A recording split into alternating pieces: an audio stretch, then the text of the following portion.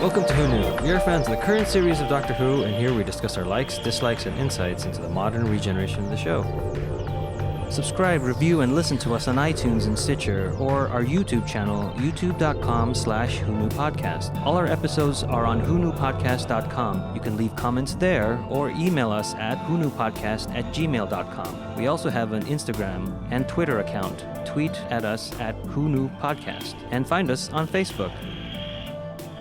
Today's episode is Journey's End, episode 13 of season 4. All our heroes are in peril from the invading Daleks, while the Doctor is in mid-regeneration. The outlook is grim. Is there any hope for humanity? This episode is written by Russell T. Davis, directed by Graham Harper. It originally aired on the 5th of July, 2008, and was watched by 10.57 million viewers. Let's go around and introduce ourselves.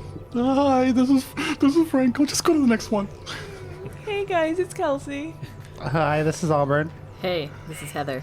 This is Josh. This is Brian. And this is Eugene. As the Doctor is regenerating, he decides to heal himself instead and transfers most of the energy into his severed hand, stopping his regeneration because, well, look at him. Mickey and Jackie transmat near Sarah Jane and destroy the Daleks threatening her. A time bubble created by Tosh surrounds the hub and traps the approaching Dalek in the doorway. Gwen and Ianto are safe inside the hub but cannot get past the bubble and are trapped inside. Okay, that was a cheap trick, but I'm glad they did it. I'm glad it was a good cheap trick of the Doctor. No, I'm not going to regenerate just yet. I'm still going to stay around. And Captain Jack's face. Yes, was like, the reaction was what great. is going on? That was a great timing. Like, they left it on him long enough. Totally agree. And what a great way to, the last episode, what a great cliffhanger. And then here we get, oh, that was nothing. It gets resolved real quick. Very quick. And we get Mickey and Jackie. That's right. In the resolve to Sarah Jane's cliffhanger of Being surrounded by Daleks. yeah, I noticed this in the last episode too. There's a lot of we get introduced to our character, I don't want to say recurring characters, but Reintroduced. we get reintroduced to these Companions. by shooting a Dalek. Rose saves. Who does Rose? Sarah Jane. No. Will. She saves Will. Wilf and Yeah. Sylvia. Oh, right, Will. Sarah Jane.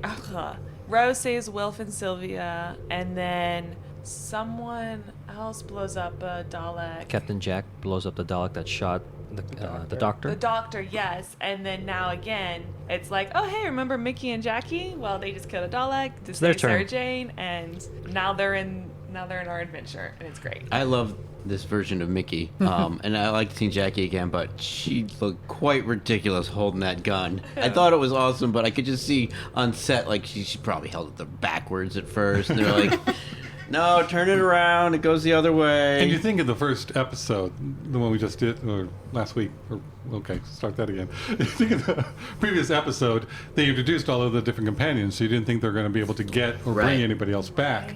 So to have Mickey and Jackie pop in is great. It's like, hey, they're still going.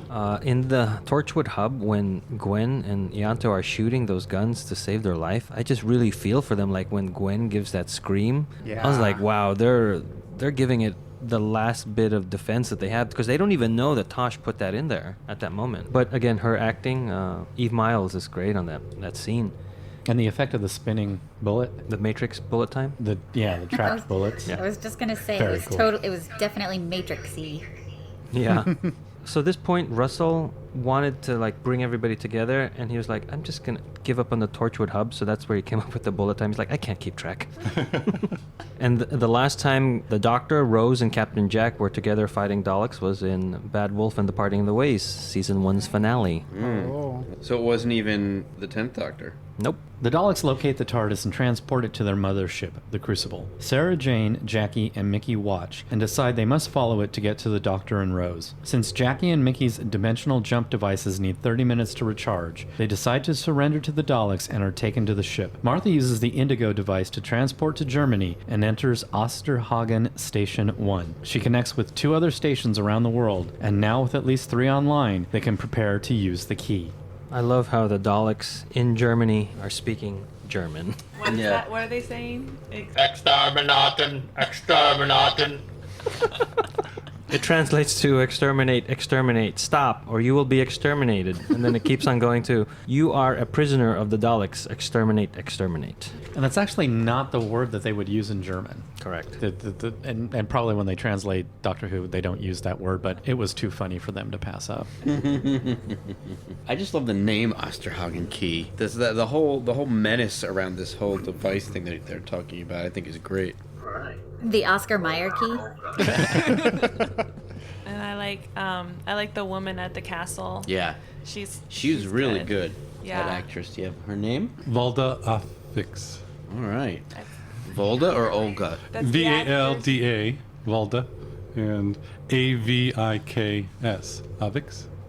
Avix. So the word Osterhagen can be rearranged to read Earth's Gone.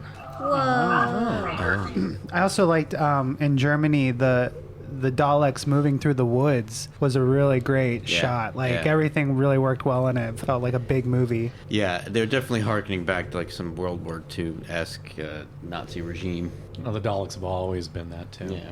Like mini panzer tanks going through the Ardennes. Yeah. But I like too how the woman at the station, you couldn't quite tell what her motivation was. Well, and also at that point, we don't know what the Osterhagen key is either, Right, so we right. don't know what Martha's motivation is. So. Oh, I know Martha's only for good. But it's a great scene. It You is. don't understand the words of what's going on. You get the emotions, you Yeah. know, and when, that just between her and Martha, and she's going to shoot Martha and trying to get enough nerve to do it because she knows she has to stop this. And Martha going, do it. Yeah, 'cause she I'm doesn't- making this decision. I don't like doing this decision. You can stop me. Otherwise, I I have to do what I have to do. Yeah, because it's also a bit of nothing's going to stop me from doing this. I don't, like you said, I'd rather die than do this. So. And they both know, they both realize this has to be done, no matter how horrible it is. So for all of us who don't know what she's saying, I'll translate. The old German woman. When Martha arrives, she says, "There is no one here. Whatever you want, just go away. Leave me alone." Martha replies in German, "I'm called Martha Jones. I come from Unit, Agent 56671, Medical Officer." The old woman says, "They said you might come." And then take that after they get into the castle, and Martha is going through the elevator. The old woman says, "You are a nightmare. It's not them, it's you. I should kill you right now. Martha, you're going straight to hell." And the German is just close enough to English that you know, oh, she said hell. And we were talking a little bit right after we watched the episode that this is a longer episode than normal. Runs a little over an hour. 45 to 50. 45 to 50 minutes. So they also have to create a version of this episode to fit a 1 hour window. And that's the scene that gets cut. It's one of Oh, them. really? So what No. happens is Martha transports to Germany. She sees the Daleks. The next time we see Martha, she's opening up the door to... Oh, to the she, station. She opens up the door to the computer station. That's right. So that whole sequence is just removed. You know- and if you think about it, you can do that. It's just sad. Yeah. I was just thinking when I watched that scene just now, I knew I had seen it before, but it seemed less familiar to me than the rest of the show. And that explains why. Because I watch the reruns of this episode on TV all the time, and they must not include that part. Yeah, if you're just watching the episodes on BBC America, you won't ever see this scene. This old German woman reminded me of the matron from Human Nature, where she says, "I was bringing food to these boys who were supposed to be soldiers and defending us." And it reminded me of like the matron's job was to nurse after the wounded, when they were going to go into that battle. It was like her job was to watch over those boys. Yeah, sad. I think the woman who played the older woman did a fantastic job. No one who speaks German can be bad. That's right.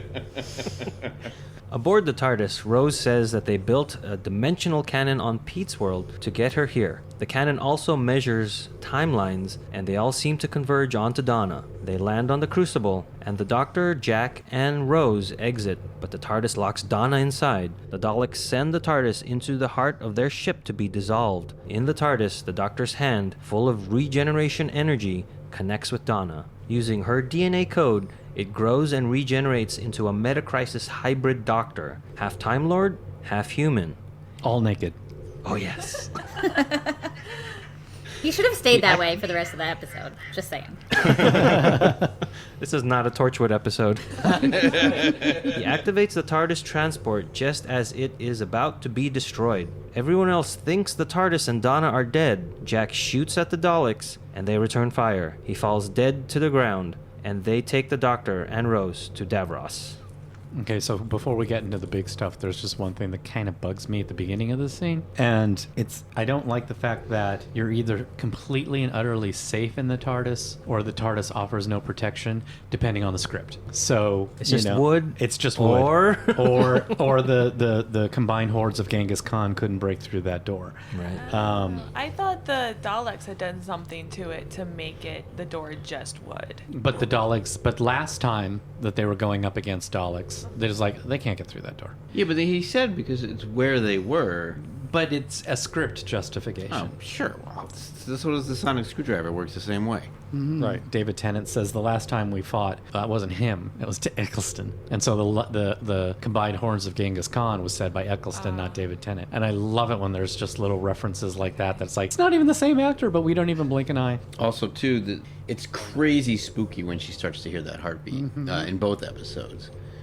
Some of these scenes reminded me of Empire Strikes Back. The way that the TARDIS is, the doors open and it just like very quickly drops through the opening. It reminds me of like the blast shield doors in Star Wars whenever they close. Yeah, it drops very fast. Very fast, yeah. And then it cuts to like the tunnels, and that reminded me again of Empire Strikes Back with Luke when his hand is cut off. He floats through I guess the trash chutes. Yeah. The heartbeat is another one of those little nods to past episodes. I mean, that'd be the fires of Pompeii. And that's too, I think it's a nice mislead because it is so familiar. If you don't know, obviously, if you don't know what's coming, you don't get it.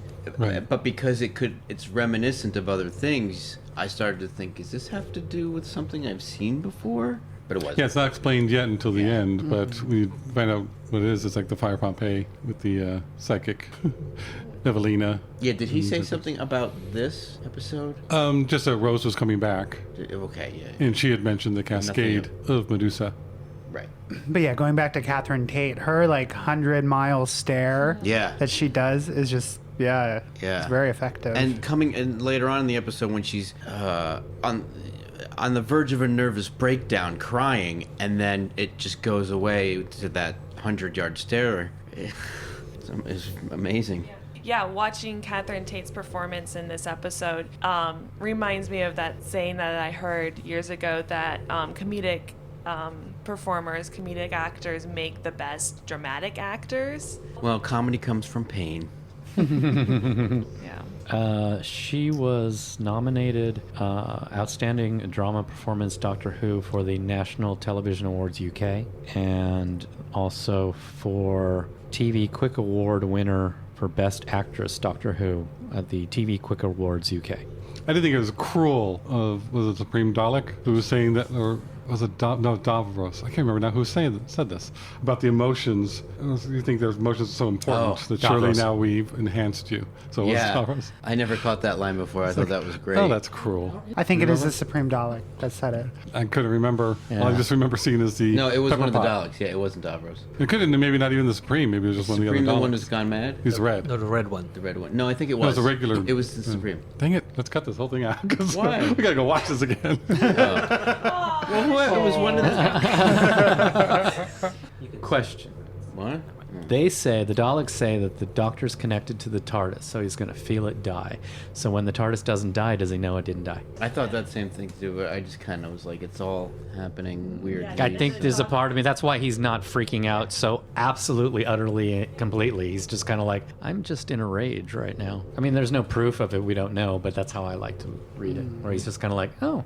Another closed caption thing that I realized tonight it was good. When I originally saw this episode, or when I watched it again for the podcast, when Donna is telling Jack, "You can hug me," I originally heard it as "You can have me," which is much more like, I was like, whoa, that's really going far. I'm glad tonight I saw it with the closed captions and could see that it says "hug me." That makes more sense in context and makes Donna's character a little less Easy. easy. No, really. You can have. Yes, yeah. I was like, whoa. BBC, go Right for now. it. Yeah. So, but he looked the a little TARDIS like floor. he looked so thrown by it. Like this is the first time ever that Jack has been thrown by any advances. Maybe because he wasn't doing the advancing. It did seem odd for Jack to Yeah, be a no. it would have been. I would have thought he would have been like, all right. The Doctor and Rose are taken to the vault to see Davros and placed in force field holding cells. The Doctor realizes that Davros is no longer in command of the Daleks, but is following the prophecies of Dalek Khan, who saw the Doctor here with his children of time. Dalek Khan says one of them will die. Davros says that the time has come to test the reality bomb. Mickey, Jackie, and Sarah Jane are aboard the Crucible with other humans and are led to a large chamber. Sarah Jane and Mickey grab an opportunity to slip away, but Jackie is still stuck with the group. The reality bomb uses the planets to create a Z neutrino stream, which is powering up above Jackie's head. Just before it activates, the dimensional jump devices recharge, and Mickey motions to Jackie to activate it and get out of there. Jackie teleports to Mickey and Sarah Jane as the other humans are pulled apart on a cellular level. I like that we get to see Dalek Khan in like better lighting, and he looks more like when we first saw the Dalek in the episode Dalek, where it's got that human face but mutated, as opposed to Dalek Sec when he becomes the human hybrid and becomes an octopus. I'm like, this is more of what I think a Dalek should look like, where you can still see the other eye sort of closed and where the mouth would be for the humanoid skull. So I really like that, I guess, portrayal. I guess they used the old model or something. It was just better. I was gonna say, I think he looks like Brain from Ninja Turtles, from Krang. Oh, Krang, yeah. Like, he looks like Krang. The Doctor says, you know, what is it? What is it? And then Davros just says, the reality bomb. And I love that name. Osterhagen Key, reality bomb. Even the Medusa Cascade, and I was complaining about it earlier. Great names in this episode. The reality bomb reminded me of Get Smart's movie. Yeah. I thought the same thing, but I was also like, what does that mean? What is the reality? Like, so I was happy later on when they explained it that it was, you know, something dangerous, but it sounded so mysterious. I had forgotten about the dimensional jump devices. I did too. I was sitting there thinking, like, how is she going to get out of this? It's like, are they actually going to fulfill Heather's wish of killing other people? Well, it was sad. She's like, sorry, and you have to have that self-preservation. There's nothing else they could have It's kind done. of a Rose moment where she connects with a common person. And this is our dimension's Jackie, who began living in Pete 2's dimension. Right. Okay. And Mickey as well. And their dimensional devices are much more compact, so they can hide them in their pocket as opposed to wearing them on a big lanyard. Yeah, those things were huge. They're like a Simon board game thing. A lot of people now are looking at the effect of the people dying as Infinity War. You know, the Thanos snap. But it's at this time period, it's, you know, definitely remnant of Rose killing the Daleks in that same way, you know, at the end of that season, where she takes their atoms and separates them all. We also get a brief cameo of Sarah Jane's Sonic lipstick. That's right. I think that's the first time we get it outside of her show. Yeah, just gonna boom, Sonic, and the doors open. Okay. I think they did that on purpose. I do too. Yeah, 'cause, just you like know, the fanfare, like they kind of like downplayed the silliness of that. Yeah, we knew what it was, so it never really jumped out to me. But somebody who has not seen Sarah Jane, would they just know she has a Sonic and not even think about it? Or Well, when I saw this episode, I didn't even know who she was. Right? so did it matter to you that she had a Sonic? I guess she has a Sonic for some reason that I don't know about because I don't watch that show. I didn't know it was a Sonic lipstick until this very moment. So, You knew to it was a answer Sonic your something, question, right? yeah, well, I honestly just kind of in my mind thought, oh, this must be something from the classic, like something she's maybe had for years, like K9. Didn't even question it. Yeah. I don't think I did either when I watched it. It's like, oh, cool. And before we move on, I wanted to go back a little bit because with the Metacrisis Doctor, he quickly repairs the TARDIS, which I guess just rubbing his coat over a window fixes it. Well, he knew what button to push. Yeah. Well, he had enough regeneration energy. He just transferred it to the TARDIS windows. Yeah, I'm fine with that. But this is, they're giving a bit more of the story arc of Donna being special, and I really like this point because she's saying, I'm not anything special, and this is the the first time where you kind of see someone react going, oh, wait, you really believe that. Really don't think you're special. Interesting that it's the clone and not the Doctor True. who finally says something. Yeah, I don't know what that means, that it was him and not the original. Well, I think it's because the new Doctor, The Metacrisis is Doctor. also part Donna, so Yeah. he can see Donna's thoughts. Well, yeah, or He's more just in aware tune. of it. Yeah. He's more in tune with her. Right. Okay, I remember now. Even though it was like half an hour ago, I already forgot that. But that also implies Well, so much that, happens. that also implies that the Doctor really had never believed her before. It's kind of like, humans, they're always self-effacing. You know, I think because he didn't have that connection to her, you know, people are always down Or to talking humans. themselves. Or to humans even. So not only is this new Doctor part Donna, but he's now part human, so he's going to be thinking differently, which we'll see what ends up happening, you know, at the end of the episode. But it's also just a partial compliment. It's like, Yeah. no, you really are. Look at what you've done. And then goes, wait a minute, you really didn't do anything yet. Somebody's orchestrating this and behind the scenes manipulating us to get us here. He's starting to see that. Partly because I think he sees that Donna isn't as secure in herself as he thinks because she's so, loud. It's like, wait a minute, you didn't do this. Someone is helping to manipulate you and me to get here. So did the TARDIS keep Donna in there because it knew that was gonna... The Metacrisis is reverberating backwards through time. It was the whole event. So there was no consciousness doing that to keep her there. To me- not so No. much consciousness. Just this was. It also could have been Dalek Khan. But he says no. Yeah, Oh, I mean, I but, agree. But then later, The Supreme at the Dalek end, said that's- no. But he says he just helped. Yeah. So, So, I because- think it's the crisis itself is setting itself up to allow This the is going crisis back to happen. the- To me, that I understand the rippling back in time, and I like that and agree with it, but I don't see why that would shut the door and lock her in there. Well, it's a big time event, so yeah, the TARDIS could be doing it. That's what I thought. Is like the TARDIS. It was is the like, TARDIS. Like, I need to keep Donna in here because this will happen. Yeah, I see it and as a save TARDIS, us yeah. both. I just want to put this out here because I don't want to say it later and take away from anything that we talk about later at this moment. But like Dawn, what happens to Dawn in this episode is, to me, is very reminiscent of what happens to Rose at the end of season 1 with looking into the heart of the TARDIS and then it like burning her from the inside. And we didn't talk about the comedic timing between the Doctor and Captain yeah. Tate. That's so great to That's see all. them like almost as one person, but split into two separate bodies. That was just a treat to see both of them. And around this whole crisis that's going on around us, it was like a welcome relief to have this moment of comedy. It was just great. Considering this was Donna's swan song, to have it kind of brought back all the elements of Donna, the funniness, the drama, and everything. So it's kind of like, because without that scene, there really was no fun Donna stuff in this episode. When the reality bomb is activated at full power, it will dissolve every form of matter across the entire universe. It will penetrate the Medusa Cascade rift in time and space, affecting everything. The Daleks will be the only life form left in existence. Cats and dogs living together, mass hysteria. A few Daleks place Jack in an incinerator, but he returns to the living and escapes. He works his way through Jeffrey's tubes and finds Mickey, Jackie, and Sarah Jane. Sarah removes a small pendant from her pocket. Jack recognizes it as a warp star, a tremendous explosion just waiting to happen. I really like that moment when the Doctor knows Jack isn't dead, but he has to pretend like he does know. And Yeah, then it's like a little wink, and wink. He can't let Rose know everything's gonna be okay. And Jack comes back to life awfully quick this one time. He does. Without the typical Gasp, yeah.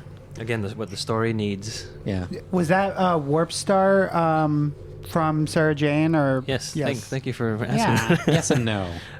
It was previously mentioned that Veron, The person that she got the warp star from was mentioned. and Sarah Jane. yeah, the soothsayer, and it was specifically mentioned in the episode Whatever Happened to Sarah Jane. Okay. the box that she gives to Maria that saves Maria's memory and all that kind of stuff, that box was given to her specifically by the Varen Soothsayer. Okay. And so the Varen Soothsayer gave her that box and said, give this to the person you trust the most. Now it's kind of assumed at the same time the Soothsayer also gave... There's a lot of presents. Yeah, it was like give Sarah Jane the warp star, and for me, I say that as I give you the box to give to somebody that you trust completely. I give you the warp star because I trust you completely. Because Sarah Jane having the warp star is like she'll never use it. But I think it's also it's more of a retcon type of thing. It is. Because they mentioned Yeah. that Soothsayer, who gave the box and said, also gave me this in Doctor Who, she says, he also gave me this. But it's not mentioned actually in Sarah Jane. that she during got the warp commercial star. break. I was wondering how deep the threads went into these other shows if they were that spelled out, but not for quite. this, Russell just pulled a character out of Sarah Jane that gives gifts, To Sarah and Jane. we never even saw them in Sarah Jane. She Yes, just I remember talks just about the it. box. Yeah. It's like, oh, remember that Soothsayer we had last week? In this, I guess it's this scene where Donna's separated and then Captain Jack and Rose and the Doctor are on the bridge of the Crucible. I noticed the blue lights are back. And does the Doctor hold Rose's hand at this point? Doctor Rose holds the Doctor's hand when the TARDIS is being destroyed. So I guess it's right. It's already happened. It's yeah. already happened. Yeah. And it's very reminiscent of Eccleston holding Yeah. Rose's hand. Yeah. I like all these connecting, like, symmetry from beginning of the run to the end of the run. Yeah. Martha contacts the Crucible and sees the Doctor and Rose with Davros. Oh, I didn't mean if you stop right there. I was going to after your sentence. Okay. So I stop. And I thought that was interesting because Martha said there's still one thing to do before starting the Osterhagen key. Because, so this is it. And it's like you have to give your enemy the choice and the Right. chance to either repent, go away, stop it. Otherwise, you will use the force needed to Right. stop them. Right, and that's Martha's motivation for being there. You only need 3. She didn't have to be the one to go there because you only need 3 No, people. you need But two.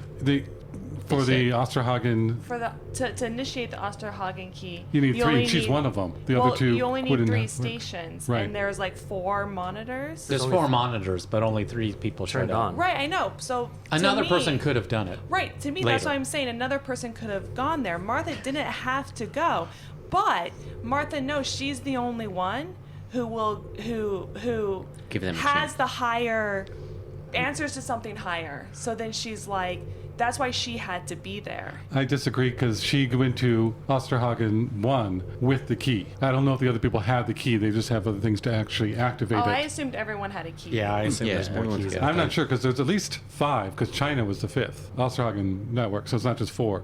There could be 8. I was looking at I different figured they I all models. thought, I had a thought it was key. 24. I thought it was the number. Kind Kind of One like for the each. nuclear It was the code. number of Each- nukes. Yeah, I wasn't sure if she's the one who had the key to start it No, all, 'cause the but needs Chinese- everybody at the other different places to do The it as well. Chinese Did she people hold it up? had no. I don't think she held it up, but she said once we have the 3 keys, all we need is 3. I thought stations. Okay. So that's what I thought once, Martha was gone, transport, and drop the key. It's like, well, is it all over? Yeah. There's no choice And for that it. may be, and it wasn't until this until we watched it today that I made that connection of why Martha was there, because no one else would stop Right. and be like, wait, let's not blow up the earth first, like Right. let's do this other thing, let's try this other thing. Like no one else would have done that. And so in my mind, Martha knowing that is like, I have to be there. Yeah. I have to be one of the 3 so that I can give the Daleks the option, because that's what the Doctor would do. Yeah, knowing the fact that the Daleks are not going to take the option, so that's why she's so upset. But But it But still also- backfired. has to be done. But the unit general said you're the one who has to go because you are going to keep trying to contact the doctor. Yeah. So And- that's more of it rather than giving them and the chance. You could be right and I could be wrong, but I kind of like Okay. this extra I thing. think you're both right. He sent her because of that. No, they're both wrong. And she's got that extra motivation.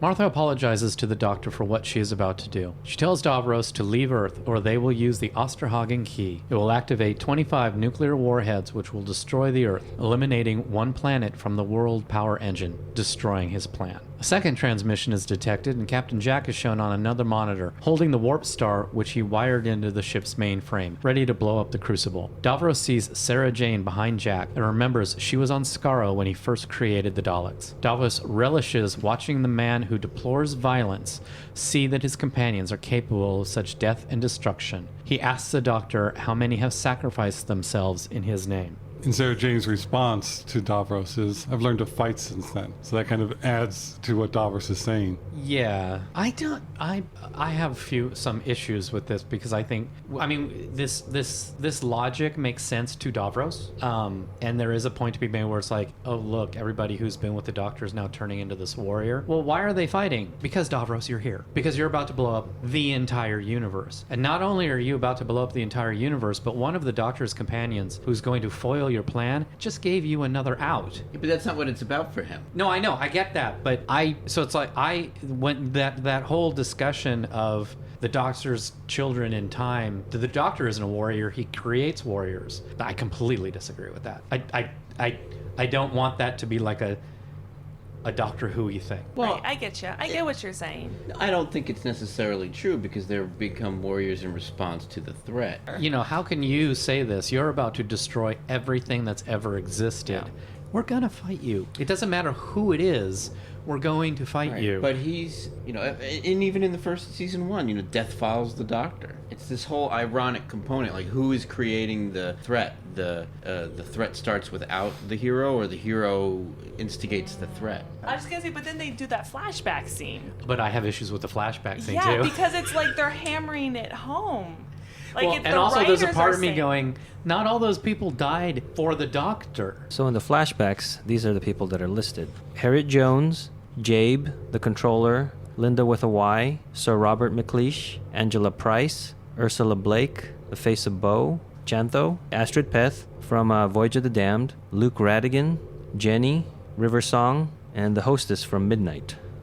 Yeah, Sir Robert McLeish. Yes, the Victorian episode, Tooth and Claw. They put the lord who owns the Torchwood estate, who did not survive. The werewolf killed that person. That person specifically did not die because of the Doctor. If anything, that person died to save his queen.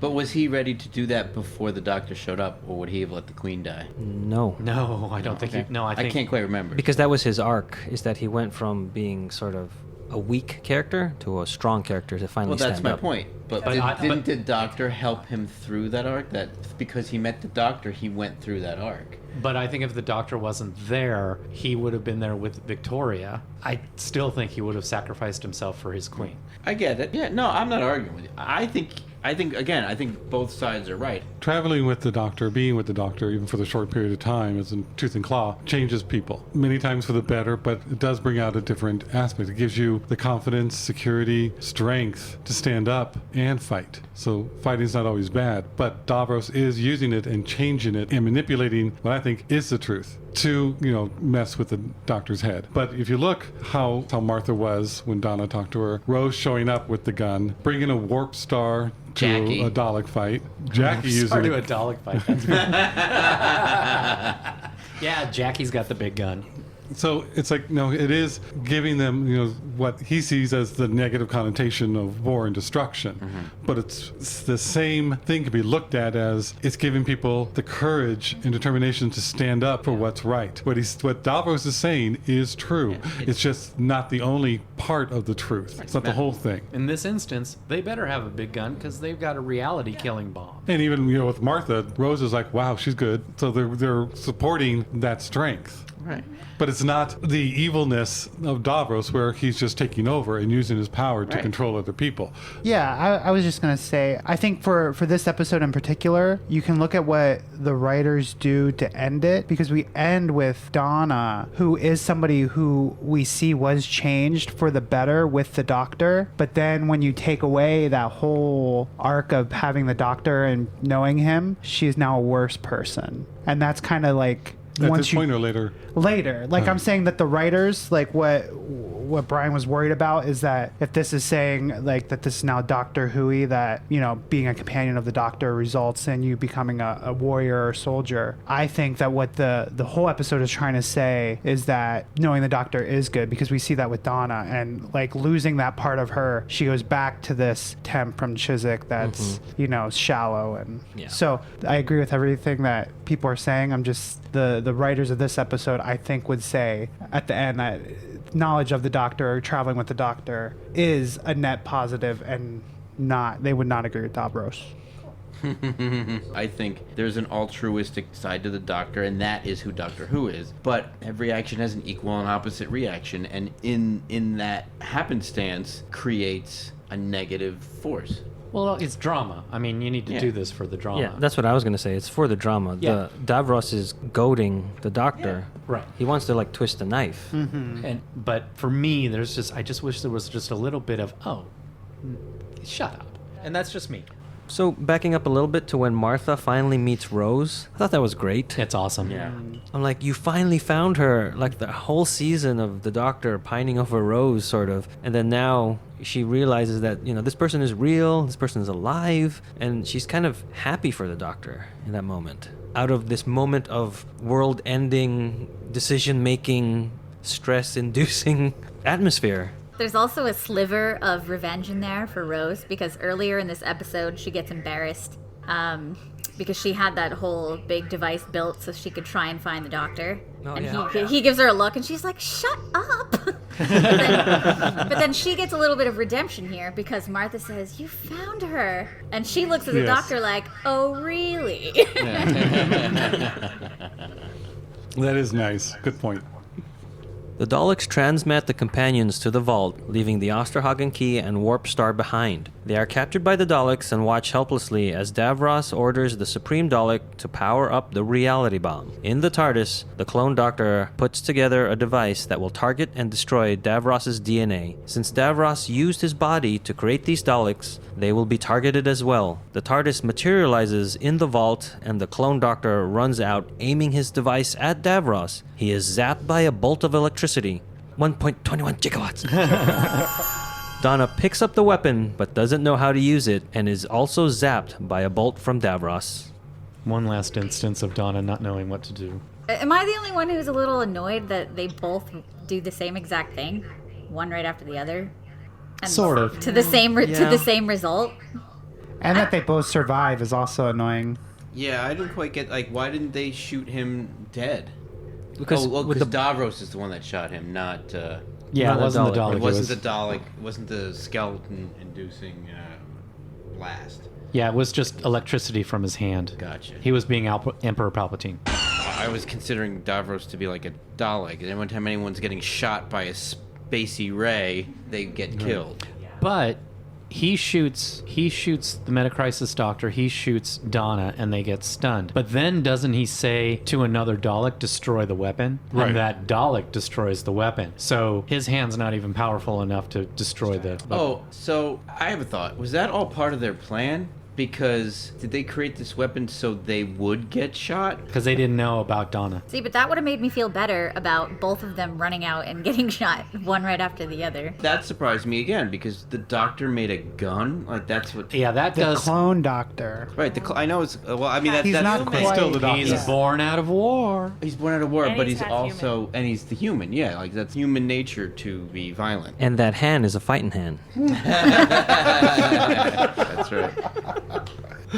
Also watching it, like, it makes it seem that Davros's electric bolt is what kicks off Donna's. It is. Like, It is. right. But wouldn't it? I mean, that's not really explained, is it? Or did I? Just needed that extra She does jolt. explain it. Oh, okay. Donna does. Oh, Just all needed that extra And jolt I fell to asleep kickstart. twice. Never mind. The camera angles are very odd and disorienting, and worked well to kind of disorient what's going on. And also, they did a interesting little budget saver. When the clone Doctor opens up the TARDIS door, there's just bright light behind him in the TARDIS. So it's like, okay, yeah, we're not matte painting in the TARDIS. We're not putting a screen up. Just bright light. They also keep having shots of a Dalek like backlit with like fog, and it's kind of like a shot looking up. And they did that a bunch of times, and it's like, is this Dalek just like chilling somewhere, and they just turned off the lights and put a little bit of fog and lit from the back, and we would never know. The last time we saw the TARDIS interior lit that way was in Fires of Pompeii, when the Doctor comes out and Right. saves the family, and that's more of a motif about like savior complex rather than this one being budget saving. Yeah. That was a creative intent. Yes. I think if they would have done it at normal speed and not slowed down, the running out of the TARDIS wouldn't have looked as so strange. Or wondering, now why is Donna doing the same thing? I think if it was done at regular speed, you wouldn't have thought that. I'm thinking. Because it is a TV budget and there is some visual limitations for shooting a television show, it comes across a lot cheesier in the end result than they thought it would. In the moment and on the page, it probably came across just fine, but something about, I don't know if this was still being shot on video in 2008. I think there's just a quality to it that dampens the theatrics of something that would seem more legitimate. I wonder if the clone doctor and Donna had run out at the same time and he drops it and she just picks it up rather than repeating the exact same action of running out of the TARDIS. I think I would have liked that. Yeah. That might have worked better. It does seem like, you just did that and you got hurt. Let me try. Yeah. But I mean, they really did need to figure out a way to highlight Donna getting zapped and flying backwards. So. Yeah. And also, there seemed to be a little more of either surprise or verification of what the Doctor was hoping, that Donna's alive. Of Donna coming out. That's why she didn't come out at the same time. The original Doctor, Donna. Okay, so good. But I also do like how the gun doesn't work. That's why I have a feeling that Doctor knew that Donna needed that jolt. I think it's possible. He acts surprised later, though. I don't know. I mean, the clone doctor is the one who does the exposition explaining what happened, but I think it's because he just realized it because he was there, not because he knew about it. I think I'm harping on that because every time I watch this episode, I kind of forget what happens, and I think that every time, like, why did they just do that? The way it was shot, the way it was set up, is just odd. Yeah. I agree with Heather. Right. Anyway. But where we talked about in the beginning of the episode and later on when, or last episode, where Harriet Jones was trying to reach everybody and everybody was showing such despair and hopelessness, they hear the sound of the TARDIS and everybody is like in such joy and anticipation of, this is awesome. That's the sound we needed to hear. It brings me to tears. And it brings me to tears ever since, not breaking the timeline, but an episode in the future where a character is saying to the Doctor, how the sound of the TARDIS brings hope, and the sound of the TARDIS, makes things better. And you hear the TARDIS, and then the character says, even for the Doctor. Just is such a good line, so well presented that it resonates every single time there's that, TARDIS coming in and people are just so happy. It's great. You just gave me goosebumps. The reality bomb is in its final stages of activation, and Davros monologues about his victory. On the other side of the room, Donna recovers from the electric zap and flips a switch, turning off the bomb. That bolt from Davros activated a part of the Doctor that had been transferred to her during the Hand's regeneration. She is half Doctor, half Donna, the Dr. Donna. She stops Davros from electrifying anyone else by engaging a dampening field and shuts down the weapons on the Daleks. She frees everyone, and the two doctors join Donna at the controls and begin to send the planets back to their proper locations. Davros turns to Dalek Khan and wonders why he didn't see this happening. The Doctor believes Khan did foresee this and was manipulating time to bring this all together. And Catherine Tate makes technobabble look so easy and so fun and wonderful all at the same. You just look like she's having a blast saying this. Wouldn't you know it was probably a nightmare? I love how the Dr. Donna comes full term across her whole character's run. Yeah, they even call out to the Ood. The Ood knew about it. That was great. I do like how the Doctor says Dalek Khan's been manipulating this since the beginning, and we see the shots all the way back to the runaway bride and the car and Wilf, they can even retro, Wilf into Voyage of the Damned, which was total happenstance. It was not planned. But then I like Dalek Khan saying, no, this would have happened anyway. I just helped. Yeah. I just sped it up. Now, Sarah Jane and Rose both react to Donna, explaining everything, and they're both saying, so now we have 3 doctors? And of course, Jack is, oh, my mind, where is it going? But they mention there are 3 doctors. So, technically, Donna's the first female doctor. That's right. Yay! And then the half-human doctor goes back to when we talked to Matt Jacobs about the 8th Doctor being half-human. Yeah, so the clone doctor, the Meta-Crisis Doctor, we'll just say is the direct descendant of the 8th Doctor. 8th Doctor being the Doctor movie. So now we do have a half-human, half-doctor. Yes. Yes, we do. And a female doctor. I mean, there's just so much going on in this episode. And the doctor. The Supreme Dalek destroys the console before Earth can be returned to its proper place, and Jack destroys the Supreme Dalek. Giggling with joy, Khan says he has seen all the destruction the Daleks have committed and wants to bring an end to it. He tells the Clone Doctor that he must destroy all the Daleks. The Clone Doctor agrees. He sends a feedback pulse through the console, causing each Dalek to explode. The Crucible is being damaged by the explosions, so everyone runs into the Tardis. The Doctor tells Davros to join them, but Davros just yells at him, saying that he is responsible for all this destruction and labels the Doctor as the destroyer of worlds. At the last moment, Khan tells the Doctor that one of his group will still die. I like to think that the Clone Doctor reversed the neutron flow. Third Doctor reference. Sorry, we're done. For me, I know this is going to sound bad, but I don't have any problem with the Doctor blowing up all the Daleks. He's done it before. He'll do it again. It's just...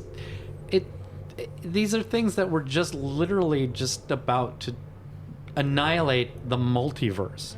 Every single thing ever. Yeah, you're done. And the Doctor still gives him a chance. Still says, come along. Yeah, the Doctor gives him a chance. Martha gave him a chance. But it also just shows how Davros isn't in reality. He's in his own way of thinking, and everything has to go his way or it's wrong. Sounds like some other people we may know in power. No. Oh, okay, good. For me, it's like when Davros is yelling, you did this. Oh, please. I name you Destroyer of Worlds. Buy a mirror. It wouldn't help, you can't see. It just, I don't know. But I like Julian Bleach's performance in this is great. Yes, he's very, very good. I mean, his manic over-the-topness feels almost regular. Yeah. That's how I pictured Davros being. Totally. You ruined my plans to kill everybody. It's all your fault. Yeah. What? Yeah. Just, no. And then I think it's just because what bothers me about what I've been saying in this episode, I wish David Tennant as original Doctor didn't buy into it completely. It seems to me like every time we see a reaction shot of him, he's agreeing with it. But that's kind of And the that bugs me. That's kind of the 10th Doctor's MO. Like he's very emo, and he just takes all this guilt upon him and is always suffering, and that's kind of been his thing all along. So it's probably very easy to manipulate him. Possibly. Maybe. He just needs to be convinced otherwise, because if someone tells him that, he's automatically going to be like, ugh, I guess you're right. Because that's just what he does. Yeah, Rose will manipulate him back. Yeah, and then he'll be like, oh, okay. But it is still partly the truth. But like Heather is saying, he doesn't want it to be. So even though it is fully justified what Brian's saying, the fact that he's pulling on that part of his heartstrings, it's just because he knows, like I said, like Martin Luther King, he's a pacifist, and he'll do everything in his power to not kill with a weapon. But that's not this Doctor. From the beginning, Doctor? the 10th Doctor, with the Sycorax, he gave them a chance. That's what I'm saying. No second chances. So he's not the pacifist. Right. This but, 10th incarnation. Yes. But Davros is trying to manipulate that part of him that is. Agreed. We definitely agree on that part. Yeah, that's all. I believe there may be some snowballing that we're about to experience. Possibly, I don't know. Oh, good point. In this area, I like the turn of phrase where he goes, "You run, but you run out of shame." And my final victory is, "I have shown you yourself." We always associate running with the Doctor, either running away from danger or running to adventure. But then now Davros turns it around where you're running from shame. You're like, you don't want to see yourself. Eugene, it's interesting what you were saying, because that's an emotion that I think the Meta-Crisis Doctor just felt and didn't, maybe for the first time, like when he was psychoanalyzing Donna, like he was also maybe psychoanalyzing himself from a more human perspective for the first time. I think that also shows just how people do manipulate others by preying on your own weaknesses, your own insecurities, your own guilt, and using it against you. And this is what Davros is doing. It's like his point of view isn't the truth. You know, it's like the Doctor isn't the destroyer of worlds at this point. Right. You know, this is no. We're stopping you from destroying everything and giving you a chance to get out and live, and you're not taking it because you're trying to still manipulate with the phrase that, like he's saying. It's like, no, that's wrong. Yeah, switching things to music. When Davros is taunting the Doctor and then we get the death montage of all the people that have died, the piece of music that's playing underneath that is "The Dream of a Normal Death." And that's from season 3, Human Nature and Family of Blood. Oh. And I was like, this is very good use of that track. And we'll hear it again later. Aboard the TARDIS, the Doctor contacts Torchwood and tells them to send the Rift's power to the TARDIS. He then has Luke and Mr. Smith loop that power around the TARDIS, but the computer says it's not capable of doing so without the TARDIS base codes. Sarah Jane calls to K9, who easily transfers the codes to Mr. Smith. I almost said Dr. Smith. Good dog. Who easily transfers the codes to Mr. Smith. The power loop is like a tractor beam, attaching the Earth to the TARDIS. The Doctor assigns each person a place around the TARDIS console. Well, not Jackie. No, not Jackie. And together they fly the TARDIS and Earth back home. The happiness I feel when they're all flying the TARDIS, I just want to sit in that moment. Yeah. I just mentioned the music, but we heard the Song of Freedom all the way back earlier in this season with Planet of the Ood, and it was just like this sliver, and then we get it here, where the music before that was more bombastic and high energy and more like tension, and then it transitions almost, maybe not even transition, into the choir, and I was like, that fits. Normally I wouldn't do that. I'd do like a fade in or a dip, but it was just a welcome piece of change. Not only music, but in tone, where you have like the children of time and they're all a big happy family working for the piloting of the TARDIS, and the way that the Earth and the TARDIS, or the TARDIS takes the Earth and moves it. You see the scale of how much energy it takes for the TARDIS to take that tractor beam, if you will, and then push it into where it's supposed to go, and then the little bit of shake to both the TARDIS and the Earth. It really works in this case. Shake to the Earth. Well, because it's not like Battlestar Galactica where it's like a crash zoom and everything shakes. You just see it struggling a little bit as it moves into the proper solar system. I enjoyed it as a fantasy piece of science fiction, but the sci-fi logic of Was perfect and I flawless. think it's earned. I agree. Perfect and flawless. It worked. Does anybody else get a V final battle vibe I can at see the that. end when all the Australian fireworks are going off and everybody's rejoicing? Ooh! Either that or Return of the Jedi.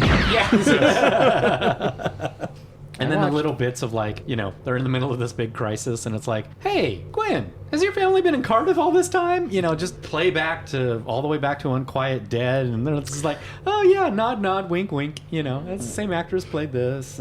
But go ahead. And then I was just going to move on and say that K9 was the cherry on top of this wonderful, wonderful fanboy Sunday. Yes. Can you quickly talk about the actress who plays Gwen in that moment? Yeah, so we saw Eve Miles in Unquiet Dead. She played Gwyneth, the housemaid, Yeah. servant. Yeah.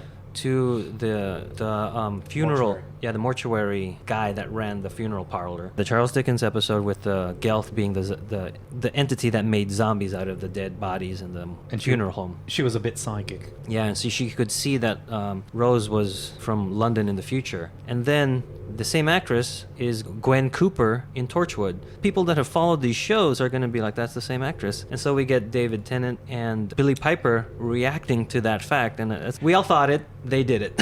And again, it wasn't David Tennant who met her, it was Christopher Eccleston. But I like how they have that Rose and the Doctor share that moment of like, yeah, that's the same person. Metaphysical temporal displacement or whatever Yeah. he says. I want Donna to be like, you don't know.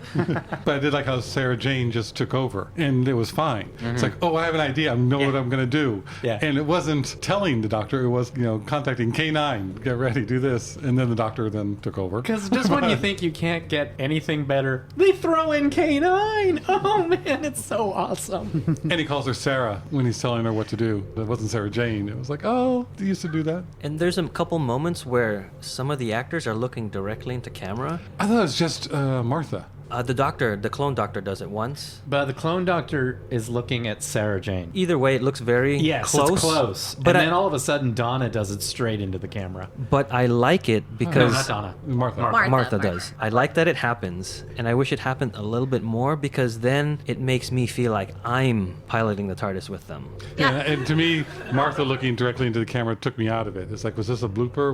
Oh, see, I liked it too because it almost made you feel like how excited they were even to just be filming that scene. Like, you were invited to some really cool party. And yeah, no, under these circumstances, I was all about it. It reminds me of like the Superman George Reeves, where he winks at the camera at the end of the show, being like, "A Superman saved the day, but where were you, Clark?" He's like, "Wink." With the Earth back in place, Mickey decides to stay on this world and go off with Jack and Martha. Sarah Jane is excited to see Luke again. The rest go to Pete's world, and Jackie is eager to see Pete and their new baby, Tony. As Rose begins to realize what is happening, the Doctor says his other self was born of war and doesn't belong in the other universe. He is like the Doctor was when Rose first met him, and she made him better, but there is a difference. The Metacrisis Doctor is part human and has only one heart. He will age and grow old without being able to regenerate. Rose is torn between the one she loves and his half-human duplicate. She asked the Doctor to finish what he was going to say when they said goodbye. He says it doesn't need to be said, but the Metacrisis Doctor leans over and whispers it into her ear. They have a passionate kiss, and the Doctor and Dr. Donna leave in the TARDIS. So I remember we had this discussion way back when in season 2's finale. What did the Doctor say? I love you. He said bad wolf.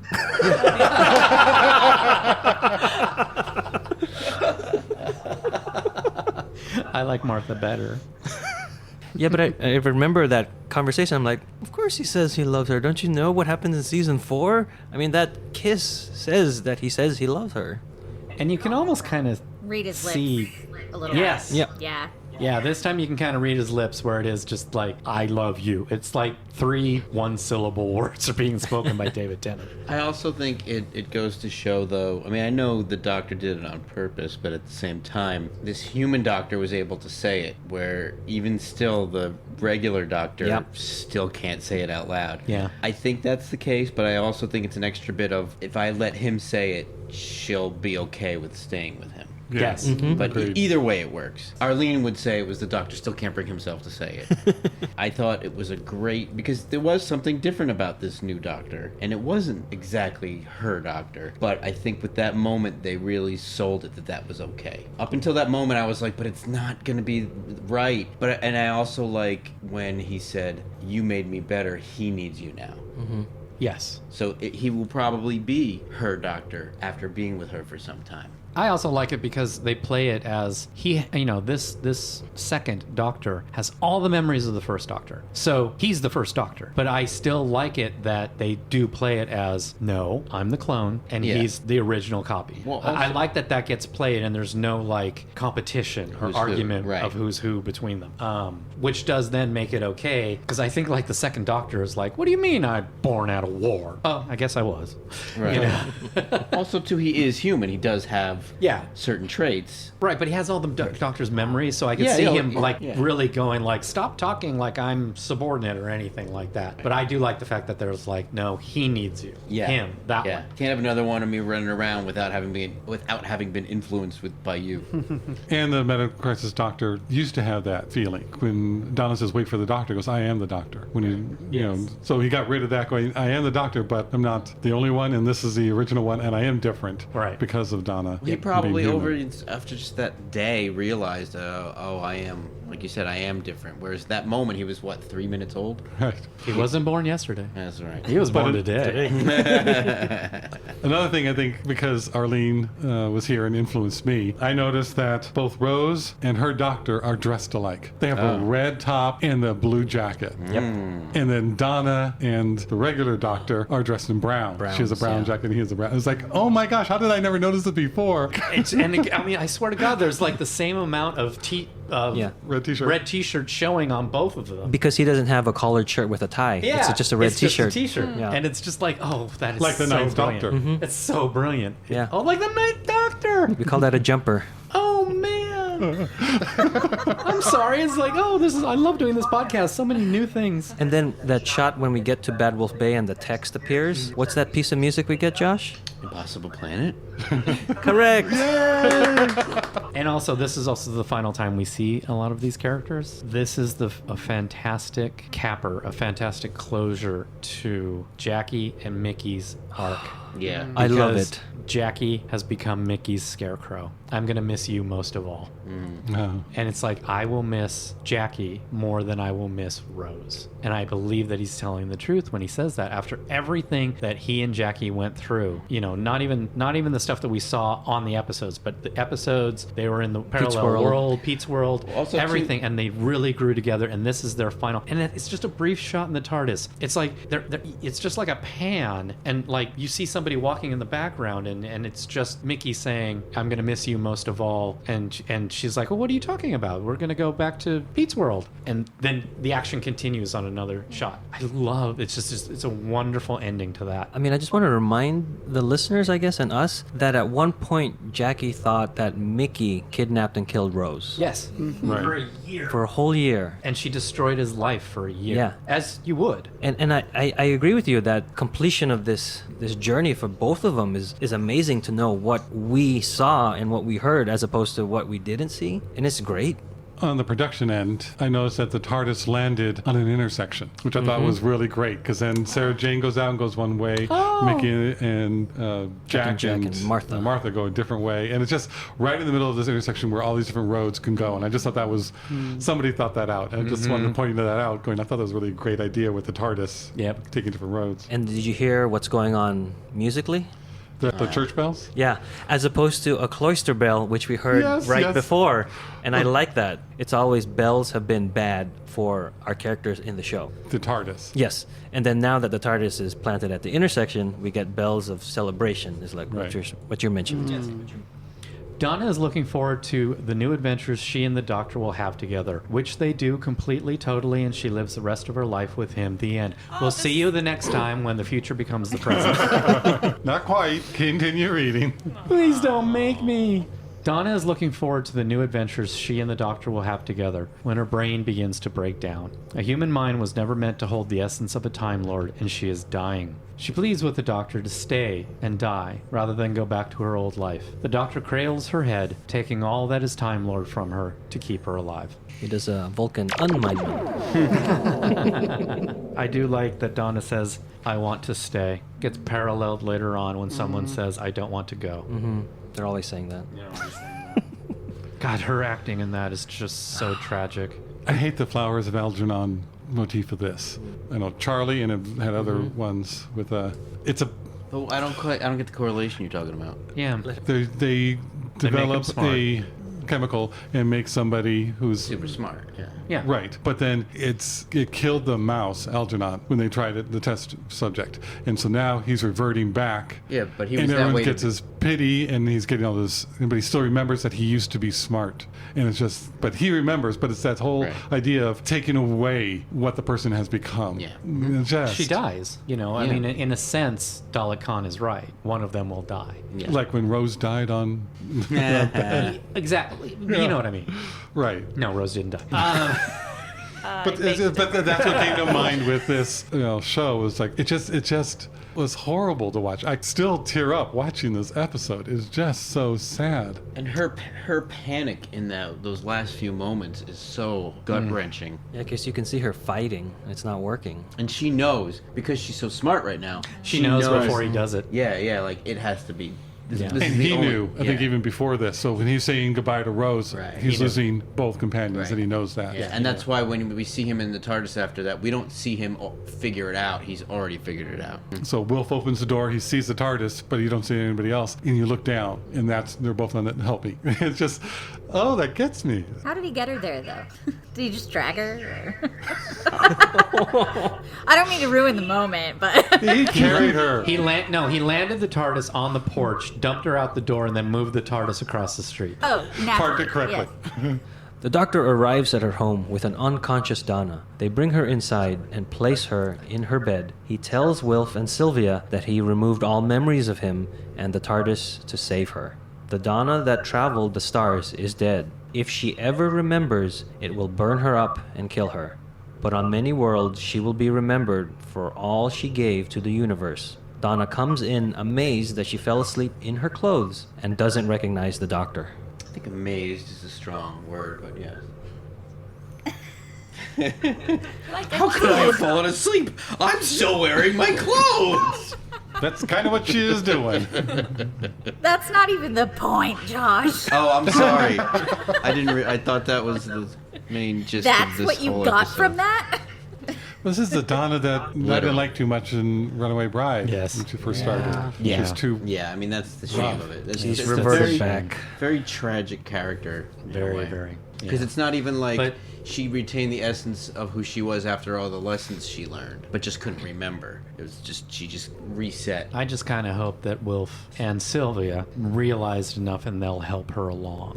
So she may not ever get to that level again, but she will be better because they're different too. Oh, for one brief moment, she was the most important person. She still is. She's my daughter. Then tell her sometimes. Yeah. Oh. That's great. That's That's- so needed. I mean, even in that moment of tragedy and wrapping upness, we were able to bring it home and tell somebody you love them once in a while. Yeah. I think that's a great moment. Sylvie gets put in her place, but she's also standing up for Donna. But I also have a little thing about it, how the words that she chose to say were what was it? What There's is still a little bit of arrogance in yeah, Sylvia. it's like she's my daughter. So she's awesome. So it's not like she's Donna. She's my daughter. Yes. So It's exactly what Sylvia is doing. yeah. Because that's still Sylvia. Yeah. Sylvia hasn't changed that And much. there are a lot of people, a lot of parents who, think that way. They love their children. And I totally understand. Like, they're a part of you. And you're my son, you're my daughter. There's no way I can't love you. But they don't ever look past the fact of them as a person without you and who that is. If it was just a choice of words and it wasn't a big deal, it works. If it was a specific choice of words, I find it that much more layered. I found that line to be very real coming from Sylvia. Oh, Because again, totally. it's like not everybody's perfect. I mean,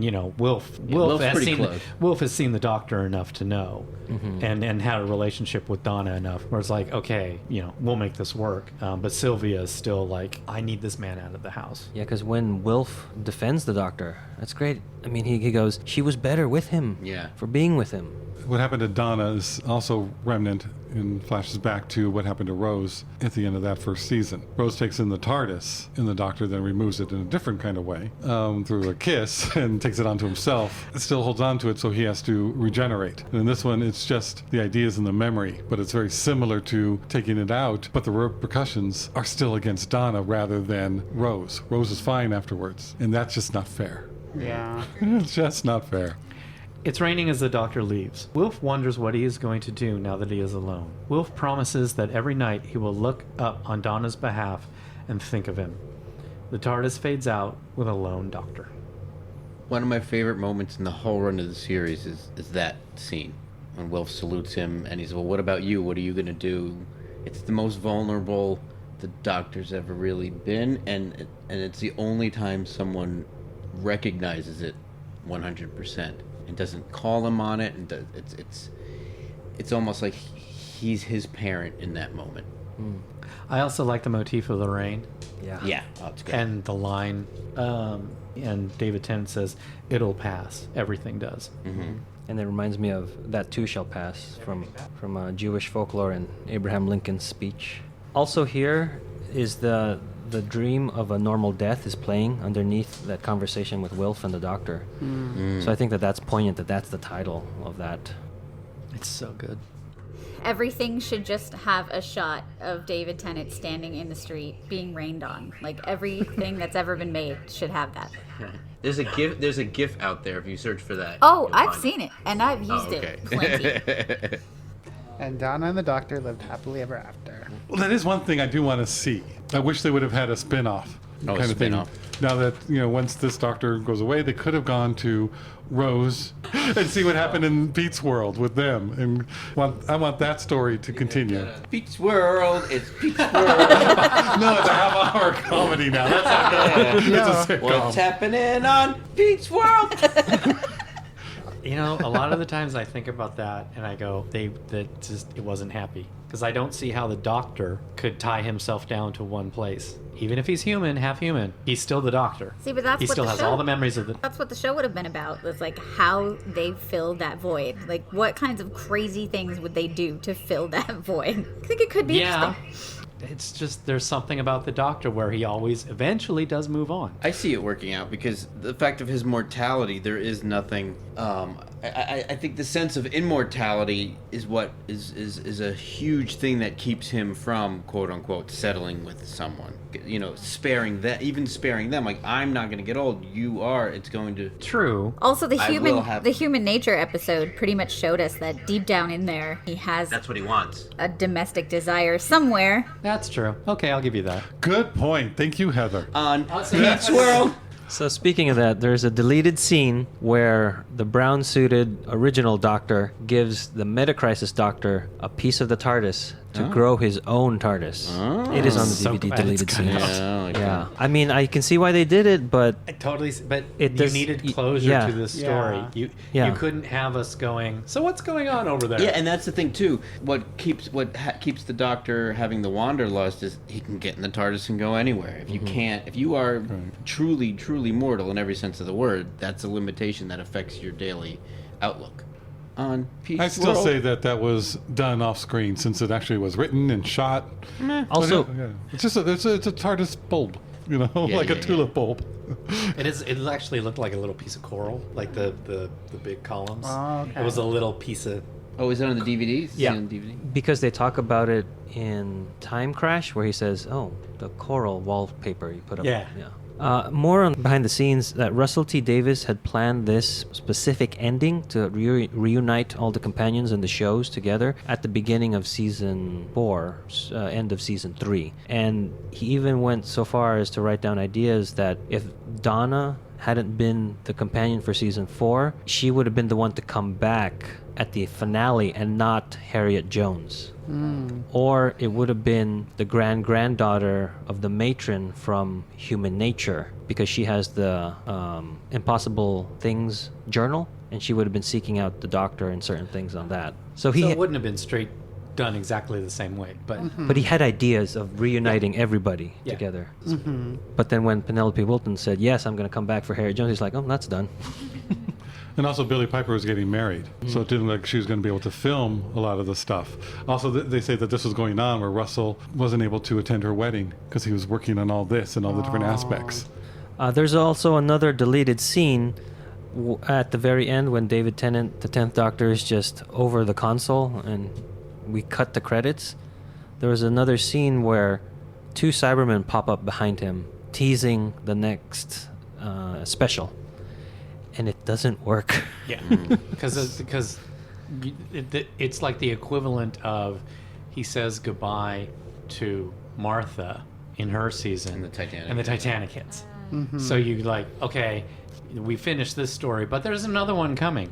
And so he very much wanted these two Cybermen to show up going and have people go, how did the Cybermen get into the TARDIS? And he was actually like literally talked out of it and really had to be talked out of it because he really loved the idea. And it's like, that would have been horrible. Yeah. Yeah. By whom? We Ben- talked about it? Or Ben something? It was, if you read the book The Writer's Tale, it's an email correspondence between Russell and a reporter. It was literally the reporter, because the reporter was reading the scripts going, this doesn't work. And he was saying, yes, it does. It's great. You have to do this because we always do it. You have to do it because you always do it. And he's like, no, don't. No, don't. No, don't. But then there's no cliffhanger. You don't need it. You've got an emotional thing enough already. So that's, I'm glad. And So they did happy. film it, and I do think it's on the DVD. It is on the DVD, deleted scenes. So, Journey's End, does it live up to the promises set up in Stolen Earth? Yes. Yes. My last thoughts are that this could have ended and nothing else could have come after it, and I would have been totally fine. So that wraps up Journey's End. Thanks for listening, and we will see you next time when the future becomes the present. You've just listened to an episode of Who Knew? Our wonderful theme music is by Michael Grady. Find him on Facebook at The Universe Explodes. All our episodes are engineered by Allburn. You can also find this show in several places. Follow us on Twitter at Who Knew Podcast. Subscribe, review, and listen to us on iTunes and Stitcher. Or our YouTube channel, youtube.com/Who Knew Podcast. Comment on our Facebook page. Please leave comments, reviews, and click like to help support Who Knew Podcast. Also listen to us on your Amazon Echo by enabling a podcast skill. All of our episodes are on whoknewpodcast.com. This podcast is inspired by Doctor Who. The longest running sci-fi show in history. And especially the revival spearheaded by Russell T. Davis. Thanks to Russell. Sydney Newman, Verity Lambert, Ron Grainer. And all those involved in the adventures of our favorite Time Lord. Your work continues to inspire and entertain. Pete's World, every time that there's a doctor. Pete's World, and he only has one heart. Pete's World.